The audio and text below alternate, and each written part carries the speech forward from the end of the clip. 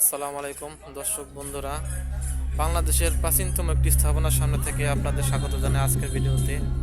তো আজকের ভিডিওতে আপনাদের দেখাবো মানিকগঞ্জ জেলার শিবালয় উপজেলার তেওতা ইউনিয়নের এই জমিদার বাড়িটি। এই জমিদার বাড়িটি আজকে থেকে বহু বছর আগে নির্মাণ ছিলেন রাজা পঞ্চনন সেন। এই জমিদার বাড়িতে মোট 55টি হলকক্ষ রয়েছে এবং একটি বড় পুকুর রয়েছে। অনেক কিছু আছে দেখার মতো, কিন্তু এটা বর্তমানে ধ্বংসাবশেষ, কারণ এখানে কেউ আসে না, কোনো সরকারের কোনো যত্নার্থীও নাই।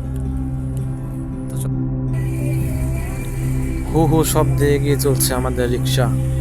পরন্ত বিকেলের রোদ তখন বিদায় নিচ্ছে।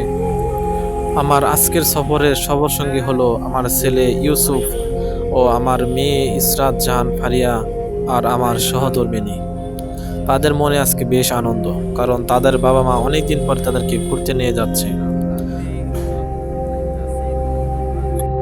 এদিকে দুরন্ত গতিতে এগিয়ে চলা আমাদের রিক্সাটি 60 ঘর এলাকায় এসে পৌঁছালো। আমরা এখন যে বাজারটি অতিক্রম করছি এটি হলো 60 ঘর বাজার, আর যে স্কুলটিকে দেখা যাচ্ছে সেটি হচ্ছে 60 ঘর স্কুল। বিকেলের রোদ এখনো কি দেয়।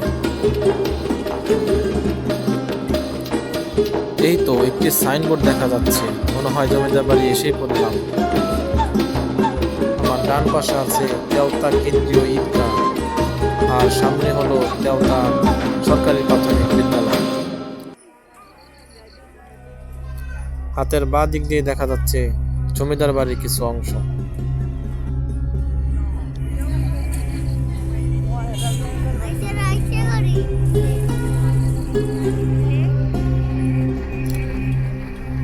হ্যাঁ, অবশেষে আমরা পৌঁছে গেলাম আমাদের নির্দিষ্ট গন্তব্যে।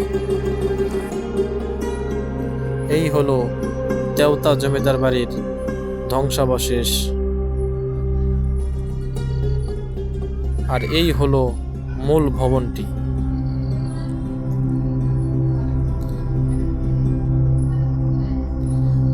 তেওতা জমিদার বাড়ি ঢুকতেই আপনার নজর পড়বে এরকম একটি সাইনবোর্ড, যেখানে এই পুরো জমিদার বাড়ি সম্পর্কে আপনাদের ধারণা দেওয়া আছে। এই পুরো জমিদার বাড়ির চত্বরটা কিন্তু বর্তমানে খোলামেলা আছে, এখানে ঢুকতে কোনো টিকিট লাগে না। আমাদের বাড়ি যেহেতু এই এলাকার আশেপাশেই, তাই আমরা একটু বিকেল বিকেল বের হয়েছিলাম।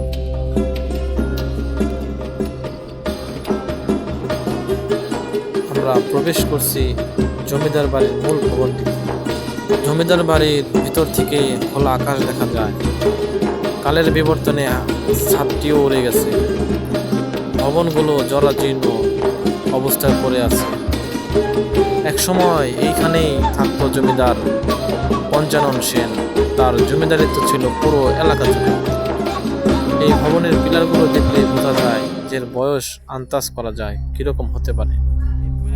প্রায় 300 বছরের অধিক সময় ধরে দাঁড়িয়ে আছে এই ভবনটি। আজকে আমরা এই জমিদার বাড়ি সম্পর্কে আপনাদের প্রাথমিক কিছু ধারণা দেব।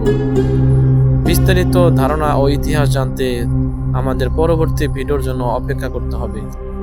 আমার ছেলে তো জমিদার বাড়ির ভিতরে ঢুকে এদিক ওদিক ছোটাছুটি করছে। এই যে গলি দেখা যাচ্ছে, এই গলিগুলি হচ্ছে জমিদার বাড়ির এক একটা কক্ষ থেকে আরেকটা কক্ষে যাওয়ার রাস্তা। প্রত্যেকটা ইট যেন সাক্ষী দেয় কালের ইতিহাসের। এক ভবন থেকে অন্য ভবনে যাওয়ার রাস্তাটা খুবই সহজ। প্রত্যেকটা ইটের গাঁথনিতে ইতিহাস লেখা আছে রাজা পঞ্চানন সেনের। এই পঞ্চানন সেন এক সময় দিনাজপুরে থাকতো, সেইখান থেকে তিনি তামাক ব্যবসা করত। তামাক ব্যবসা করে অনেক টাকা তিনি লাভবান হয়েছিলেন, এবং সেই টাকা থেকে তিনি পরবর্তীতে এই তেওতায় এসে তার জমিদারিত্ব শুরু করেন।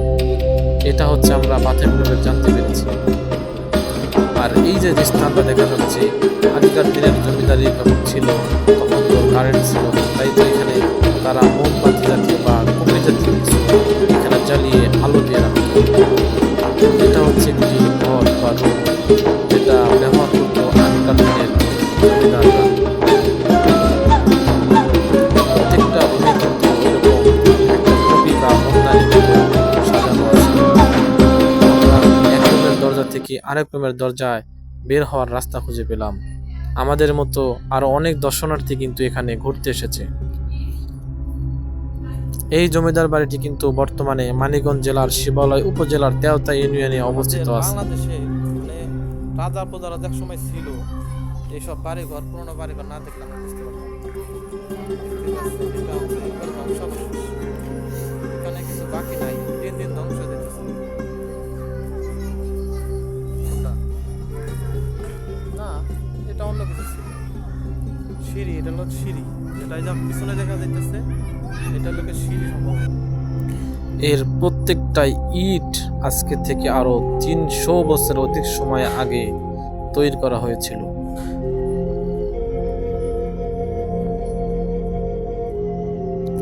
এখন যে কক্ষটি দেখতে পাচ্ছেন এটি হচ্ছে একটি বা জেলখানা বলা হয়।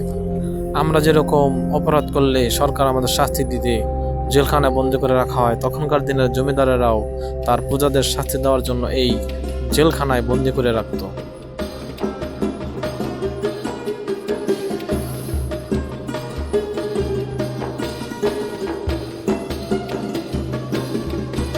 জেলখানার ভিতরেও কিন্তু দেখতে পাচ্ছেন একটি মোমবাতি রাখার জায়গা করা আছে। এখানে যে কয়টি রুম দেখতে পাচ্ছেন তার মধ্যে 2টি রুম হচ্ছে জেলখানা আর বাকিগুলো হচ্ছে থাকার ঘর। এইসব রুমে সম্ভবত তখনকার দিনের গার্ডের থাকত, যারা পাহারা দিত।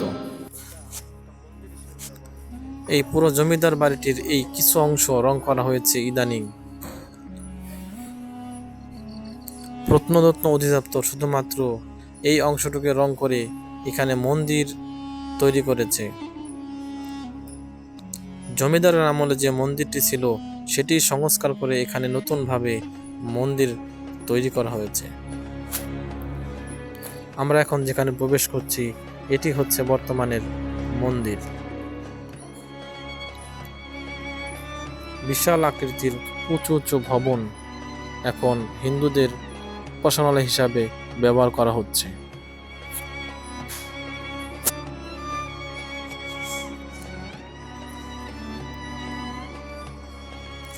এই কালের সাক্ষী আর কতদিন থাকবে এভাবে দাঁড়িয়ে আমাদের কারোরই জানা নাই, একসময় ধ্বংস হয়েই যাবে। এটা হচ্ছে গিয়া মঠ। হিন্দুরা আগে এইখানে তাদের উপাসনালয় হিসাবে মানত। এই পুরো জমিদার বাড়ির চত্বরটি খোলামেলা মাঠের মাঝখানে অবস্থিত। শুক্রবার ও অন্যান্য বন্ধের দিনে এখানে বেশ লোক সমাগম হয়। আমার ডান পাশে যে পুকুরটি দেখতে পাচ্ছেন এটি হচ্ছে জমিদার বাড়ির পুকুর। এই পুকুরে কিন্তু অনেক মাছ ছাড়া আছে বর্তমানে। এই পুকুরে রয়েছে 2টি ঘাট বাঁধা। পুকুরের মাছগুলো দেখে কিন্তু আমার খুব ভালোই লেগেছিল। মনে হচ্ছিল একটু পানিতে নেমে মাছগুলোর সাথে খেলা করি।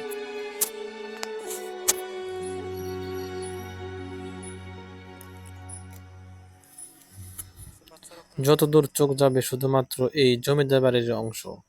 রাজা পঞ্চানন সেন কিন্তু এই পুরো তেওতা এলাকায় তার জমিদারিত্ব ছিল না। পুরো তেওতা সহ কলকাতার কিছু অংশ তিনি জমিদারিত্ব শাসন করতেন।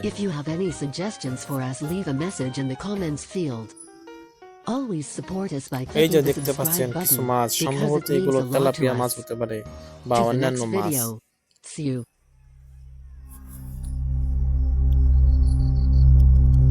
এইখানে কিন্তু কবি কাজী নজরুল ইসলাম ও প্রমীলা দেবীর প্রথম দেখা হয়েছিল এবং কাজী নজরুল ইসলাম বলেছিলেন, তুমি সুন্দর চাইতে চেয়ে থাকি সে কি মোর অপরাধ প্রিয়।